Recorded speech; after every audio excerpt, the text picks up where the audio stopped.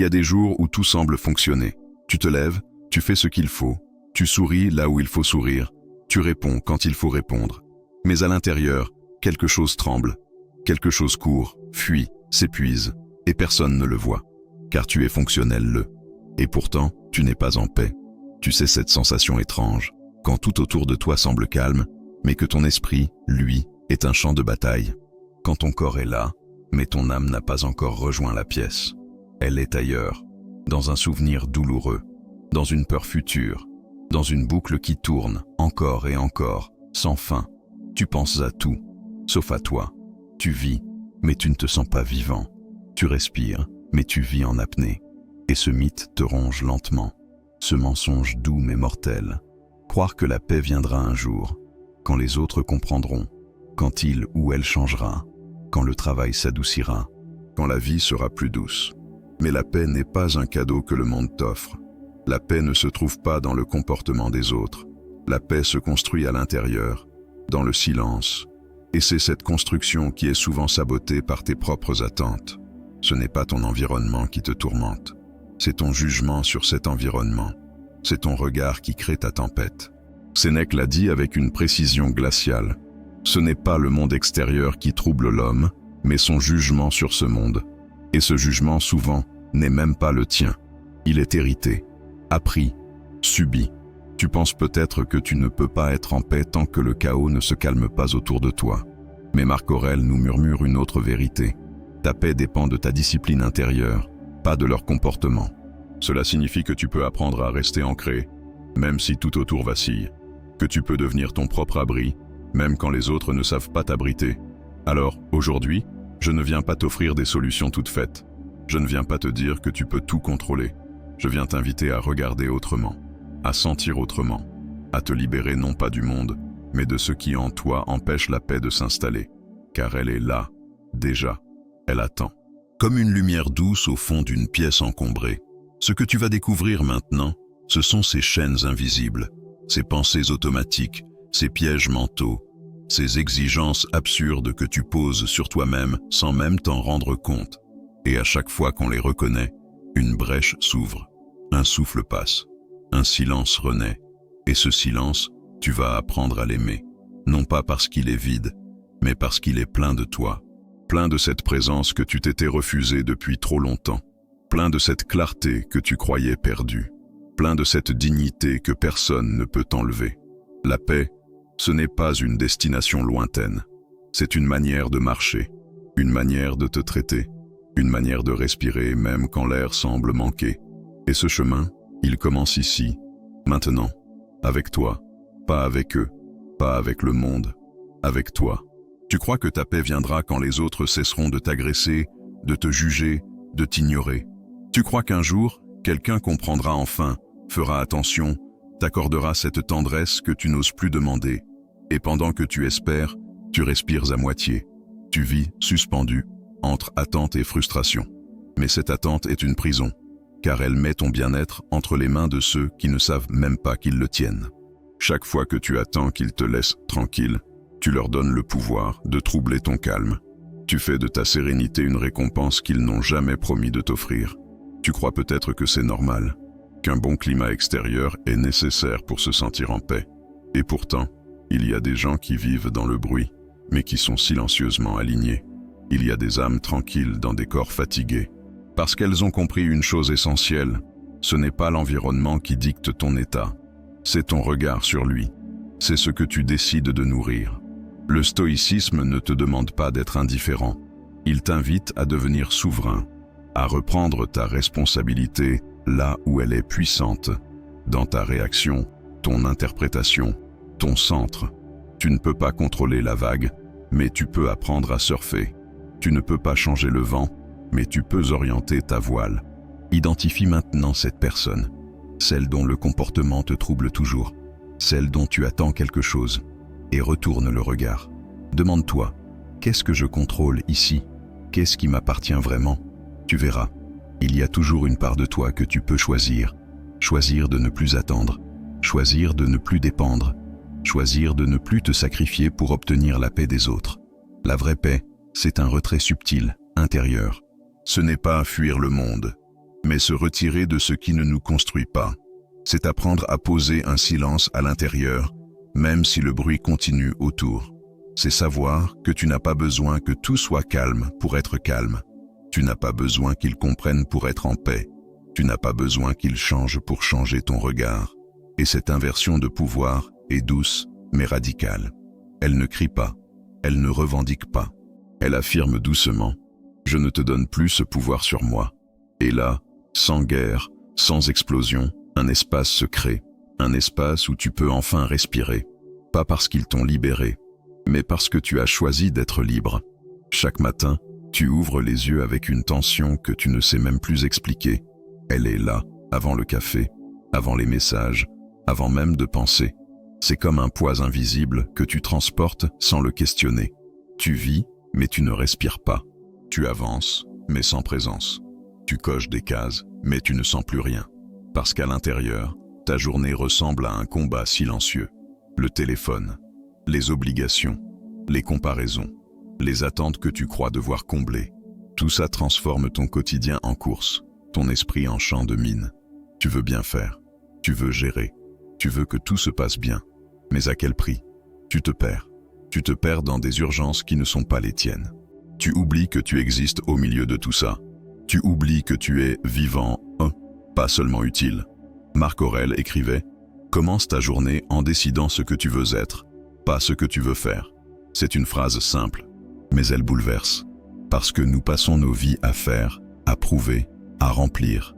Et nous avons oublié d'être. Être calme, être fidèle à soi, être présent dans ce qu'on vit. C'est ça, transformer une journée en espace sacré. Ce n'est pas ajouter plus de spiritualité. C'est enlever ce qui nous disperse. Quand tu choisis ce que tu veux incarner, la patience, la clarté, la fermeté douce, tu redeviens acteur de ta propre vie. Tu ne la subis plus, tu la sèmes, un geste après l'autre. Tu reprends les rênes de ton énergie. Et même s'il y a du bruit, des demandes, du chaos, tu sais pourquoi tu fais ce que tu fais. Un champ de bataille t'épuise, un espace sacré te recentre. Et ce n'est pas le monde extérieur qui change. C'est ton intention, c'est ton regard, c'est ta posture. Commencer la journée en t'offrant ce silence-là, ce recentrage-là, c'est déjà une victoire. Une victoire invisible, mais décisive. Alors, demain, avant de courir, pose-toi une question. Qu'est-ce que je veux incarner aujourd'hui? Pas ce que je veux réussir, pas ce que je dois faire, mais ce que je veux être. Parce que quand tu redeviens celui ou celle qui choisit son état intérieur, la journée cesse d'être un champ de bataille. Elle devient un terrain de présence. Et c'est là, dans cette présence, que naît la paix. Il y a une agitation qui ressemble à de la productivité. Elle rassure, elle occupe, elle fait taire le silence qu'on redoute. Mais derrière ce bruit de l'agenda plein, il y a souvent un vide qu'on ne veut pas affronter. On remplit ses journées comme on remplit une valise trop petite, espérant qu'en empilant les tâches, on trouvera un sens. Mais le soir venu, ce qu'on ressent n'est pas de la satisfaction. C'est de l'épuisement. Et parfois, une étrange impression d'être passé à côté de soi. On confond facilement le mouvement avec le progrès. On croit qu'être débordé signifie qu'on est important, engagé, vivant. Mais ce n'est pas parce que tu es occupé que tu es utile. Ce n'est pas parce que tu es actif que tu es aligné. Beaucoup fuirent leur intériorité en s'occupant. Beaucoup fuirent la douleur d'exister sans repère, en devenant indispensables à l'extérieur. Mais l'âme, elle, sent la supercherie. Elle se vide doucement, malgré les succès. Le stoïcisme ne glorifie pas l'action. Il glorifie l'intention. Il t'invite à agir non pas pour échapper à toi, mais pour te retrouver. Sénèque disait que ce n'est pas le manque de temps qui nous détruit, mais le fait de le gaspiller dans ce qui ne compte pas. Et ce qui compte, ce n'est pas d'avoir fait 1000 choses, c'est d'avoir fait une seule chose, en pleine présence, avec ton âme entière. Ralentir n'est pas une faiblesse, c'est un acte de force. Parce que ralentir, c'est regarder en face ce que tu essayais de fuir. C'est choisir de ne plus te disperser pour avoir l'air de gérer. C'est retrouver ton axe au lieu de courir après 1000 directions. La vraie utilité commence là, quand tu n'agis plus pour être vu, mais pour être vrai. Quand tu n'agis plus pour remplir un vide, mais pour honorer une direction. Alors la prochaine fois que tu sens la panique monter à l'idée de perdre du temps, pose-toi une question simple. Est-ce que ce que je fais nourrit ma paix ou la consomme? Est-ce que je m'approche de moi-même ou est-ce que je m'oublie dans l'agitation? Parce que la paix intérieure ne se trouve pas dans le faire sans fin. Elle se trouve dans l'alignement silencieux entre ce que tu fais et ce que tu es. Il y a dans notre époque une obsession de tout analyser. Chaque émotion doit être disséquée, chaque pensée comprise, chaque sensation traduite. On croit que comprendre, c'est guérir. On croit que plus on fouille dans sa douleur, plus on se rapproche de la paix. Mais parfois, cette quête devient un piège subtil mais profond. Car à force de vouloir tout éclairer par l'intellect, on oublie d'écouter ce que le cœur murmure en silence. Tu n'as pas besoin de tout comprendre. Tu n'as pas besoin d'avoir les mots exacts, les raisons claires, les origines précises. La paix intérieure ne vient pas toujours d'une explication. Parfois, elle vient d'un accueil, d'un oui silencieux à ce qui est là, même si ça fait mal, même si c'est flou, même si tu ne sais pas d'où ça vient. Tu n'as pas été faible, tu as été humain. Et maintenant, tu choisis. Sénèque disait que « celui qui cherche à tout maîtriser devient l'esclave de ses émotions ». C'est une vérité douloureuse, mais libératrice. Car à vouloir tout contrôler, tu renforces ce que tu veux apaiser. À vouloir tout comprendre, tu prolonges l'agitation que tu cherches à calmer. La lucidité n'est pas dans l'analyse infinie. Elle est dans la capacité à ressentir, sans se débattre. Accueillir, ce n'est pas se résigner. Ce n'est pas devenir passif. C'est reconnaître que ton âme n'a pas toujours besoin d'explications. Elle a besoin d'espace. D'un espace où elle peut exister sans justification. Où tu n'as pas à prouver que tu mérites de te sentir comme tu te sens. Où tu n'as pas à tout résoudre pour respirer. Tu peux pleurer sans comprendre pourquoi. Tu peux être en colère sans savoir d'où ça vient. Tu peux ressentir un vide sans trouver les mots. Et tu peux, malgré tout, choisir de ne pas t'y perdre. Choisir de respirer au milieu de l'orage. Choisir de rester avec toi, même quand rien ne s'explique. Parce que c'est là que commence la vraie paix, dans cette présence inconditionnelle à ce qui est, sans attente de clarté immédiate. Tu n'as pas besoin de tout savoir. Tu as besoin de te contenir doucement, de devenir l'espace sûr que tu cherches depuis si longtemps à l'extérieur. Et dans ce silence, peut-être qu'un jour, une vérité se déposera. Pas une vérité bruyante, une vérité simple. Celle que tu n'as jamais été trop brisé pour être en paix, seulement trop exigeant envers ton propre cœur.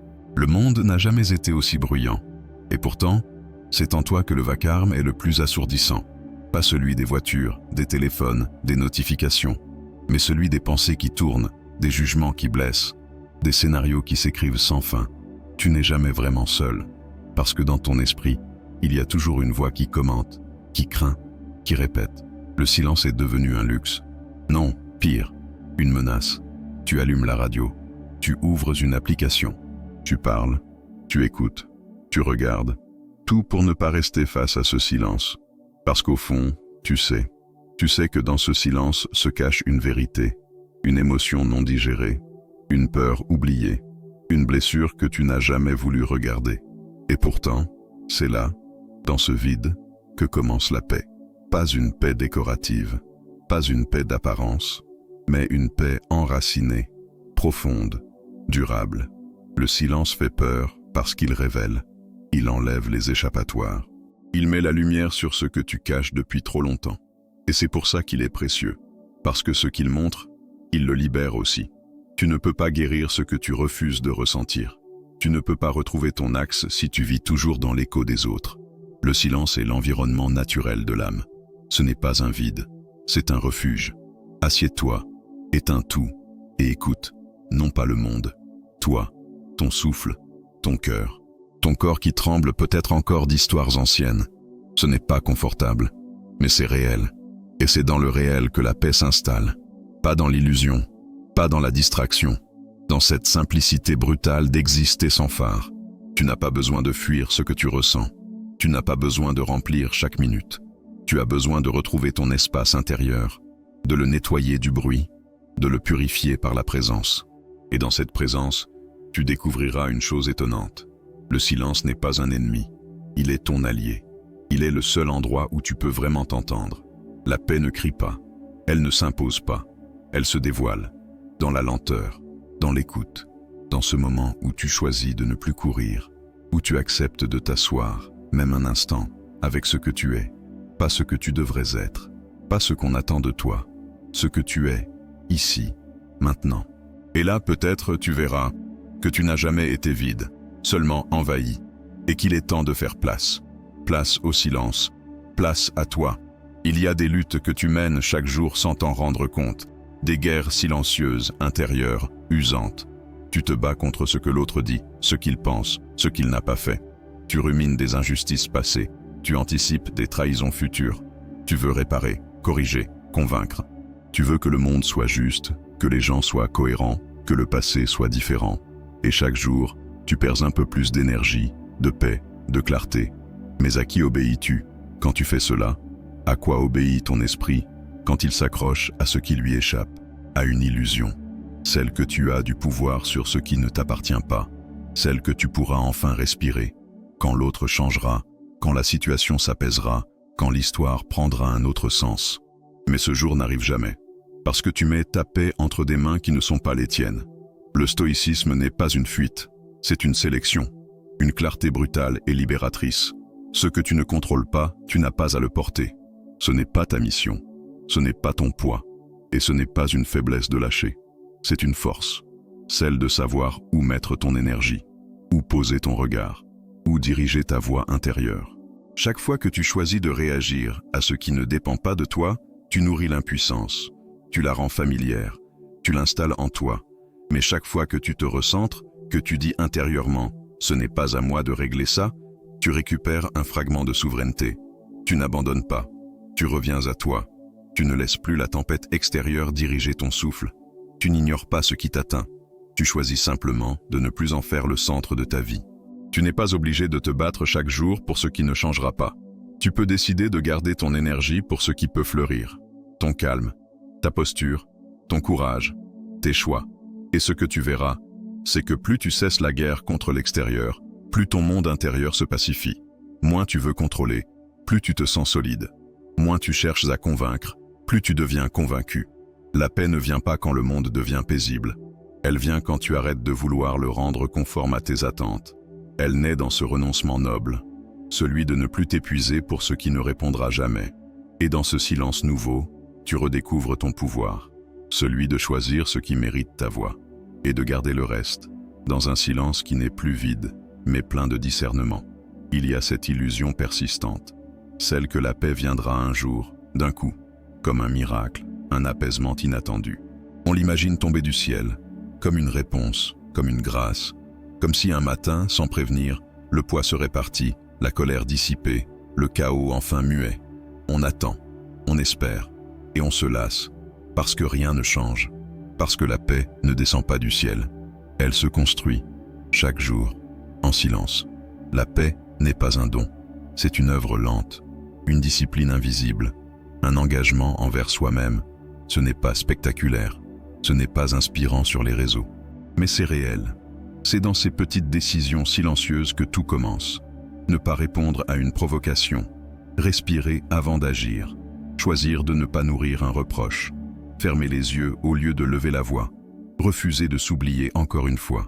Chaque matin est une fondation, chaque soir, un retour sur ce que tu as bâti ou laissé s'écrouler. Ce n'est pas grave si tu n'as pas tenu.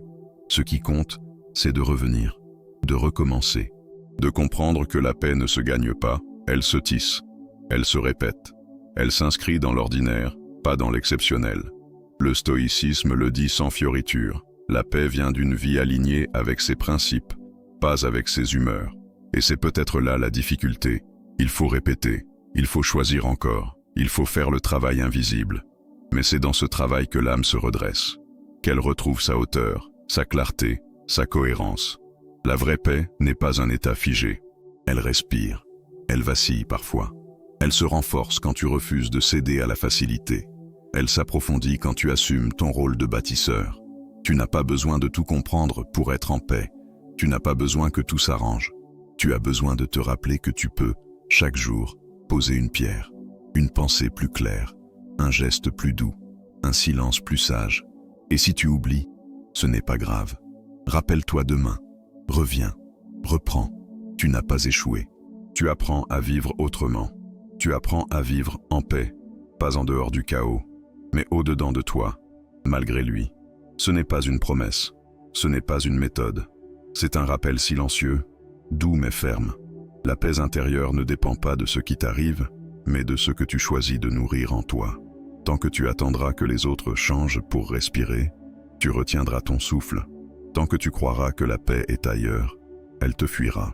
Mais si, ne serait-ce qu'un instant, tu t'assois en toi, si tu écoutes le bruit de tes pensées sans les juger, si tu accueilles ton humanité avec la même tendresse que tu offres aux autres, alors tu entres dans ce lieu que rien ni personne ne peut souiller, ta souveraineté.